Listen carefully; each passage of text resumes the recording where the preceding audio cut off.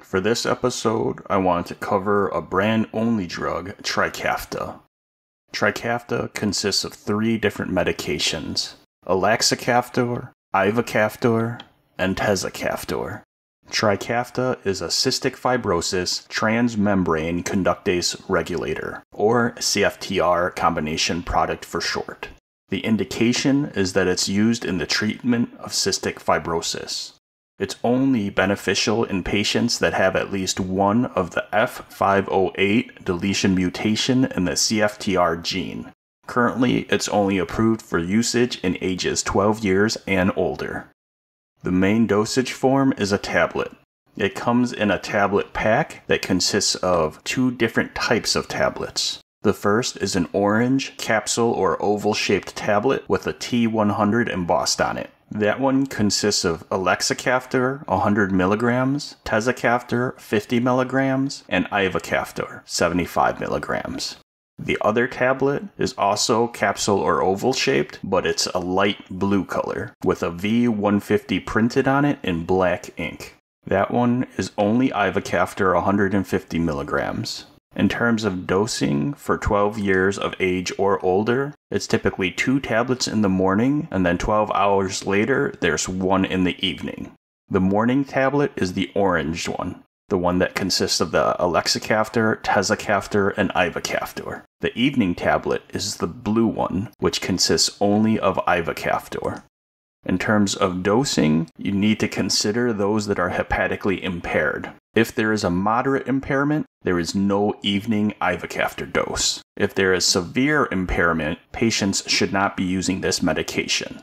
Otherwise, just a typical normal dosing schedule.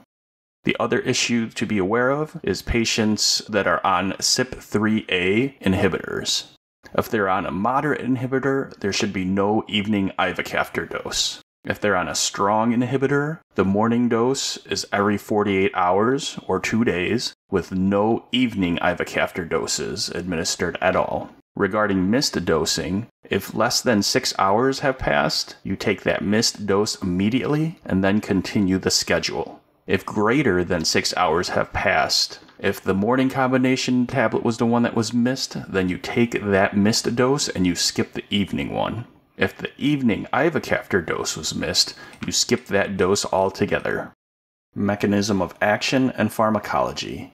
Elexacaftor and tezacaftor bind to different CFTR protein sites. This additive effect aids in the increased cellular processing of the F508 deletion CFTR substrate, which increases the amount of CFTR proteins delivered to the cell surface. The way ivacaftor works is that it potentiates the channel opening of the CFTR proteins at the cell surface. So the combination of the 3 increases the function of the F508 deletion CFTR substrate at the cell surface, which increases chloride transport. The time to steady state for all 3 drugs differ. Elexacaftor typically occurs within 14 days, tezacaftor within 8, and ivacaftor usually within 3 to 5 days.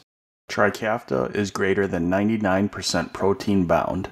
Its excretion is primarily fecal, with 72 to 87% going through that route. In terms of elimination, all 3 have varying rates. Elexacaftor's rate is 1.18 liters per hour, tezacaftor's rate is 0.79 liters per hour, and ivacaftor's rate is 10.2 liters per hour. Side effects that are common with Trikafta are headache, abdominal pain, diarrhea, and rash.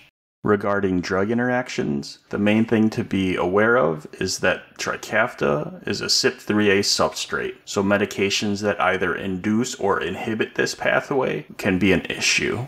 Examples of CYP3A inducers are rifampin, phenobarbital, carbamazepine, phenytoin, and St. John's wort. Examples of a CYP3A inhibitor are ketoconazole and clarithromycin. Ivacaftor is a CYP2C9 inhibitor, so one of the main cautions is with warfarin. Monitoring parameters. You want to test liver function, such as ALT, AST, and bilirubin. The testing occurs every 3 months for the first year, then annually after. What you're looking for is elevated transaminases and bilirubin. You halt dosing of ALT or AST are greater than 5 and the upper limit of normal, or if ALT or AST is greater than 3 and the upper limit of normal, with the bilirubin being greater than 2 and the upper limit of normal. You monitor tests until levels resolved.